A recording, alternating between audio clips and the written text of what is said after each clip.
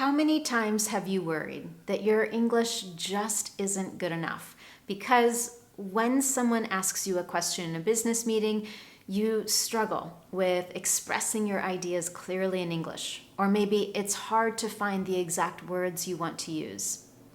Even after years of studying and using English at work, it's still a challenge to express your ideas out loud. Recently, a group of my students had a conversation on this exact area of struggle.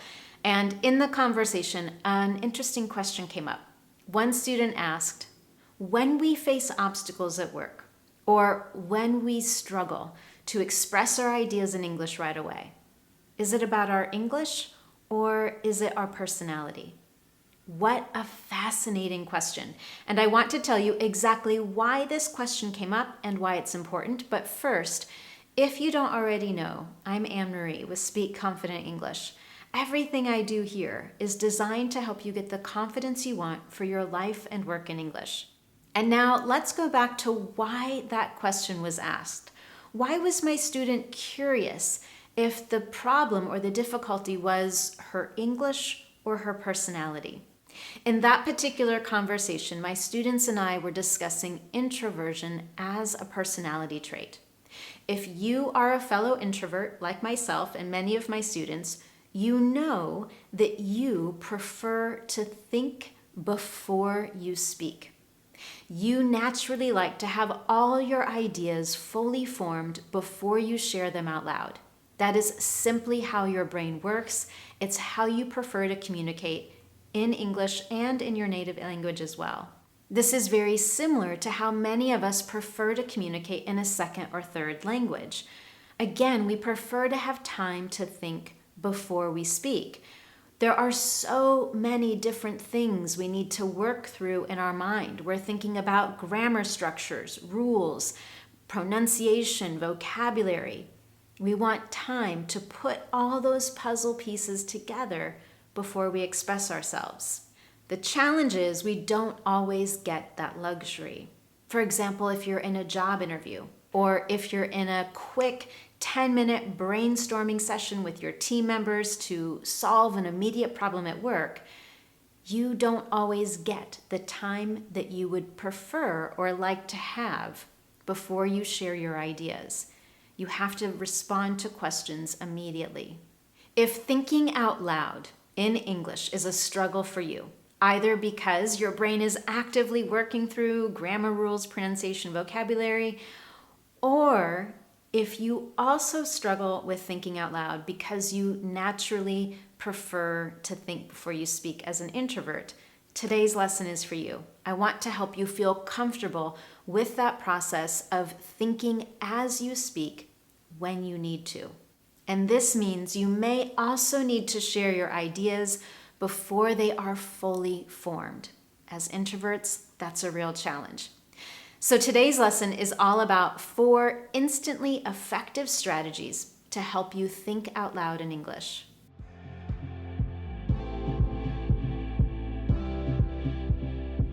Before we dive into the first strategy, I want to talk a little bit more about why this is so important. Why do you need to learn how to think while you speak?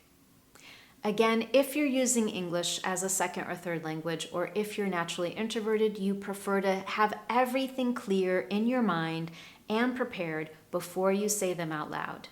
This is opposite to the think out loud communication style that is preferred by extroverts. In fact, just as you need a lot of alone, quiet time to think carefully about what you want to say and form those ideas, an extrovert actually needs to speak out loud to put those puzzle pieces together. That is how they think most clearly. We could even say they speak in order to think.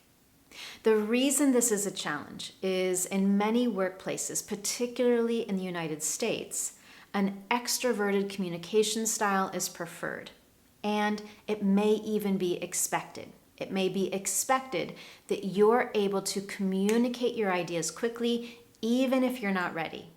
Several weeks ago, I did a lesson on the topic of how to brainstorm in English, particularly if you're naturally shy and introverted.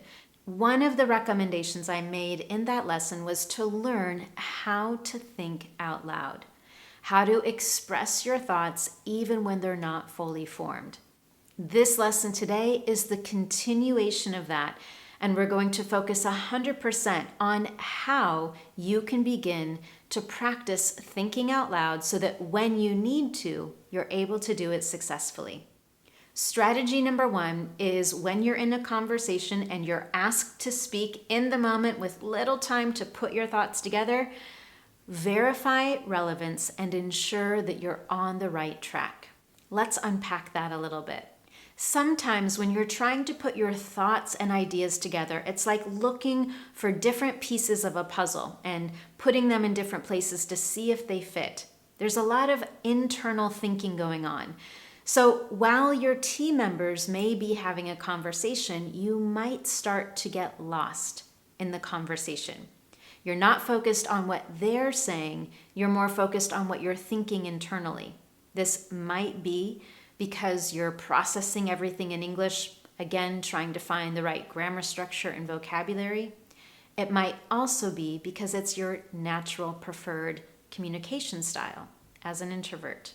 So if someone suddenly asks you a question and you're expected to respond in the moment, it might come as a surprise or a shock to you, and you might think, I don't really know what everybody was saying. I'm not prepared to say what I want to say. In that moment, you can do a couple of things to ensure that you're on the right track and buy yourself a little bit more time to get your thoughts together. First, you can ensure that your ideas or what you might say are relevant. This is a great way to double check whether something has already been mentioned or discussed. For example, just to clarify, have we already reviewed the data from last August when we experienced a similar downturn in the market?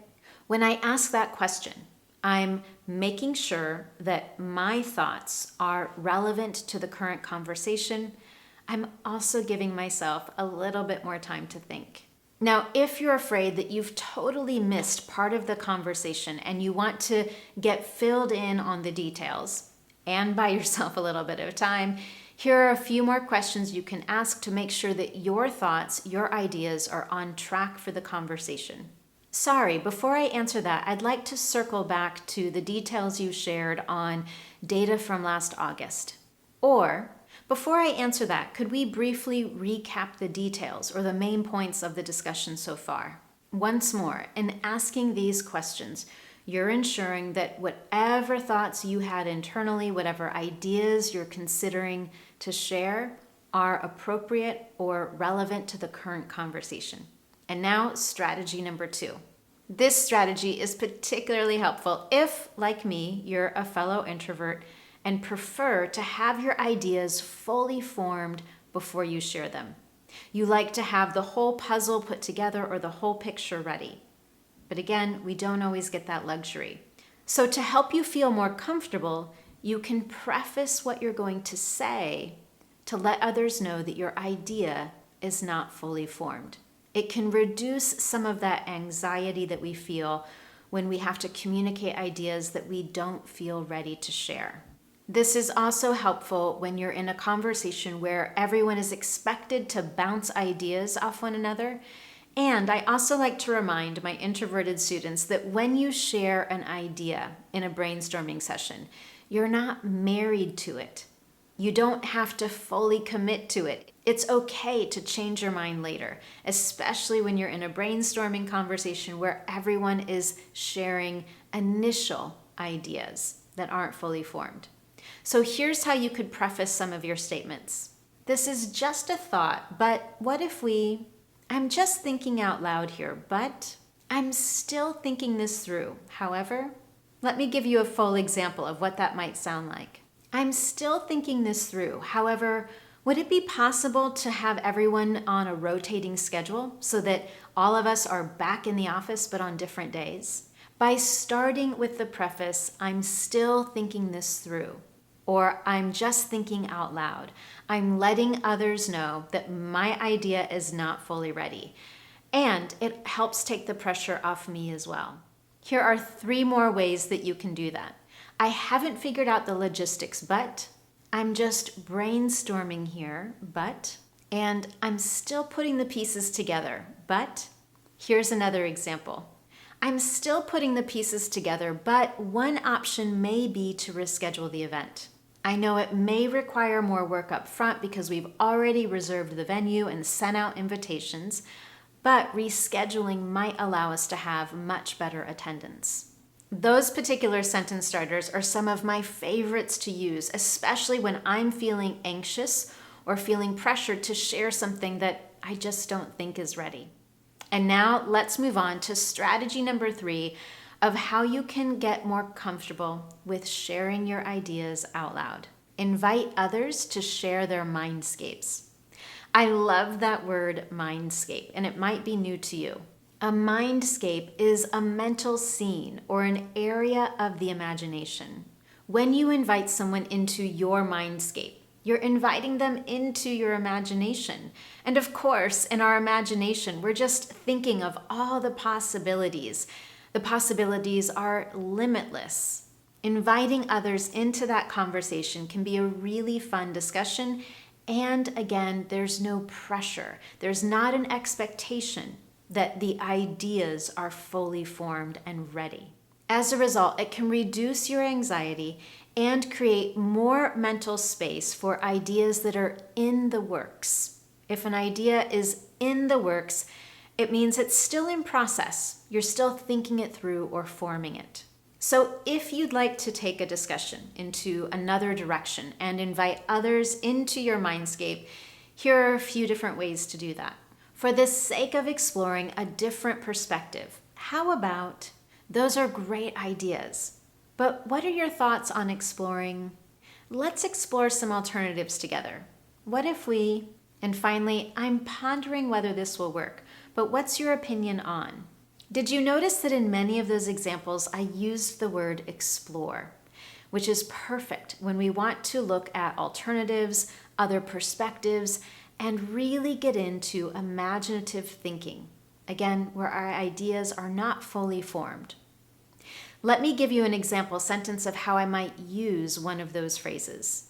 Those are great ideas, but what are your thoughts on exploring switching to a totally new platform? When I say that, I'm simply introducing one of my own ideas, and my idea might not be fully formed. In fact, maybe I don't even want my company or our team to switch to a new platform, but I'm just introducing it to the conversation so that we can consider it as an option. And now our final strategy for today on how to confidently think out loud in English, whether you're struggling because you're trying to put all those English pieces together, or it's a challenge because you're naturally introverted. Our strategy is piggyback with confidence. In a brainstorming conversation, you'll often hear others piggyback on each other's ideas. To piggyback on someone else's idea means to use their existing idea as the basis or foundation for your own. In brainstorming, this is fantastic. When you hear someone else's idea, you want to say that you agree with it and you want to add to it. In doing so, that also alleviates some of the pressure you might feel of needing to share a completely formed idea.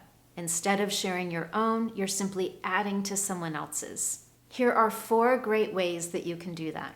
I'd like to explore Susan's idea further. What if Susan made a great point. I wonder if I agree with Susan, and how about, and finally, I like Susan's idea, and we could, let me give you an example of what it would sound like using one of these in a sentence. I like Susan's idea of each team member focusing on their own project rather than splitting up tasks within a project. And we could look into using a project management tool to make sure that everyone's on track. With that, you have 4 instantly effective strategies to help you think out loud in English with confidence so that you don't have to worry about sharing unfinished ideas. Let me do a quick recap of the 4 strategies. Number 1, verify relevance and ensure you're on track. Number 2, preface your ideas when you don't feel that they're ready. Number 3, invite others into your mindscape. And number 4, piggyback on others' ideas with confidence. To finish up, I have one simple question for you. If you struggle with sharing your ideas out loud or thinking out loud, particularly when you don't feel that they're ready, either because you're struggling with putting all the pieces together in your English skills or because you're naturally introverted, I would love to know which of these strategies you're most excited about. Which one did you hear and think, yes, I'm going to try to use that in my next business meeting or my next brainstorming conversation? I would love to know which one really fit with you, and I'd like you to try using one of the example phrases that you learned today.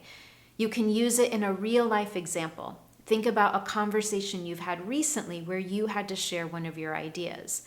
How could you have used one of these phrases to help you do that? You can share your example with me in the comments below. If you found today's lesson useful to you, I would love to know. And as always, you can tell me in one very simple way. Simply give this lesson a thumbs up here on YouTube, and while you're at it, subscribe to this channel so you never miss one of my Confident English lessons. Thank you so much for joining me, and I look forward to seeing you next time.